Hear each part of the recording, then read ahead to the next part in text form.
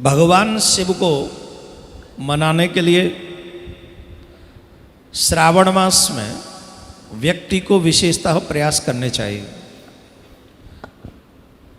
श्रावण मास में शिव को मनाने से एक और सबसे बड़ा लाभ होता है, जो भी शिव जी को मनाने का प्रयास करते हैं, कुछ चीज़ों का अतिशीघ्र मनुष्य को, कई संकट ऐसे हैं जिनसे वो मुक्त हो सकता है।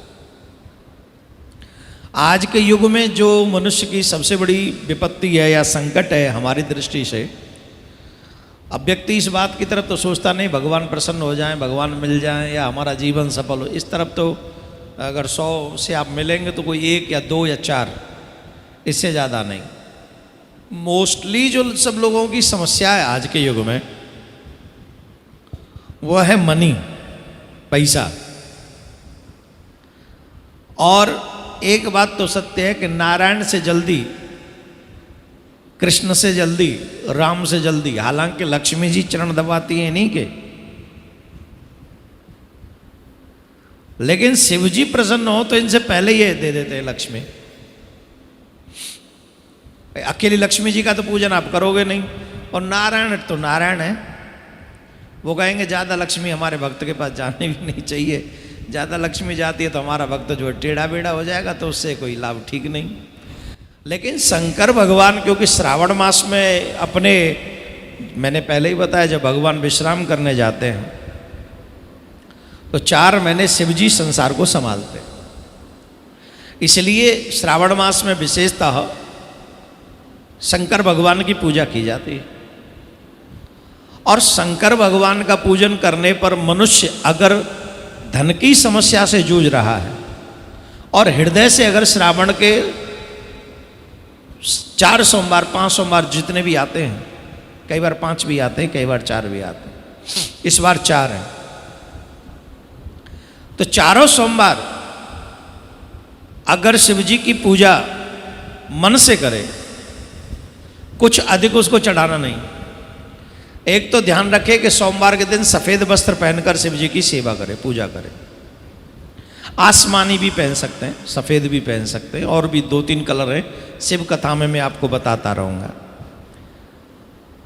आसमानी कलर पहन सकते हैं ऐसा बताए, लेकिन मोस्टली सफ़ेद, क्योंकि वो सफ़ेद वस्त्र ही धारण करते हैं शंकर भगवान।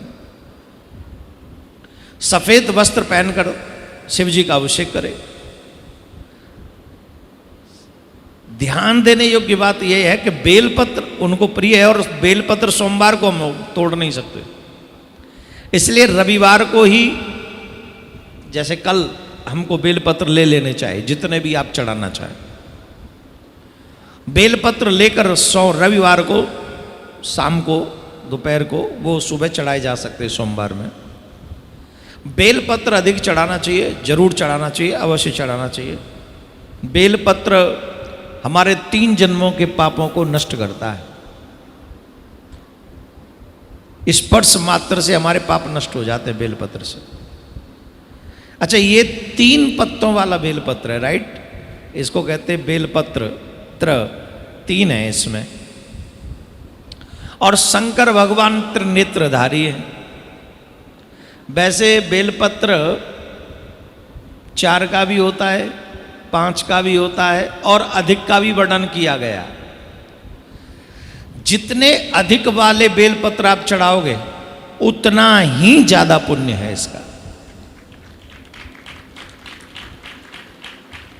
अभी तो हमें 3 वाले ही मिल रहे हैं, तो 3 वाले ही चढ़ा रहे हैं, लेकिन जितने अधिक वाले मिल जाएं उतने चढ़ा दो, उतना ही ज्यादा पुण्य है।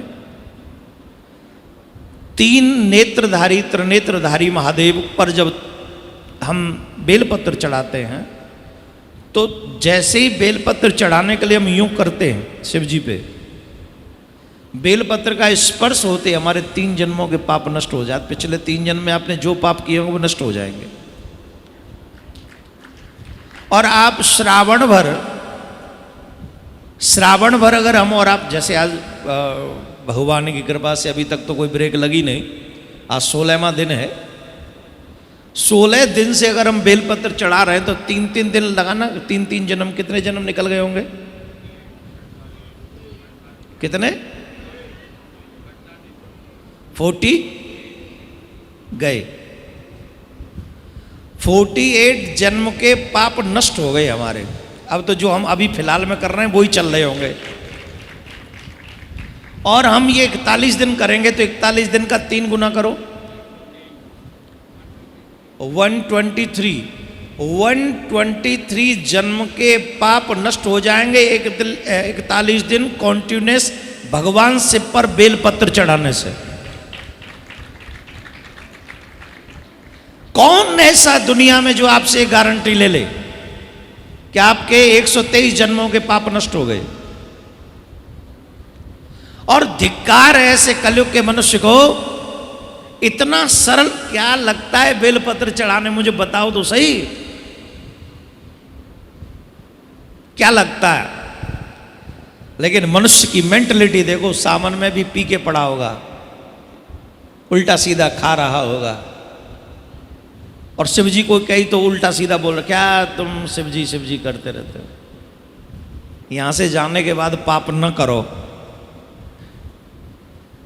19 अगस्त के बाद पाप न करो, तो तुम्हारा गुरु होने के नाते ये लिख के दे सकता हूं कि तुम यमराज के यहां नहीं जाओगे। तुम्हारा गुरु होने के नाते ये अधिकार है कि मैं लिख के दे दूं, आप यहां से जाके पाप मत करना, बस मेरी गारंटी। लेकिन 41 दिन तक वैसे जुड़ रहे हो जैसे मैंने कहा। हम और आप इन महत्वों को जान नहीं पाते हैं, ना समझी में अपना कीमती समय गंवाते हैं। हमें अपना अनमोल जीवन नहीं बिताना चाहिए। जितना भी ज़्यादा प्रयास हो सके मनुष्य ही कर सकता है, कोई और नहीं कर सकता। मनुष्य ही एक ऐसा प्रयास कर सकता है जो अपने कई जन्मों के पापों को नष्ट कर ले और इस जन्म में इतने पुण्य एकत्रित कर ले कि भगवान हमें फिर किसी और जन्म में न भेजें। और ये मनुष्य कर सकता है, इसमें कोई दो राय नहीं। मैं तो कहूँगा मनुष्य ही एक ऐसा है जो कर सकता है, और तो कहाँ कोई करेगा।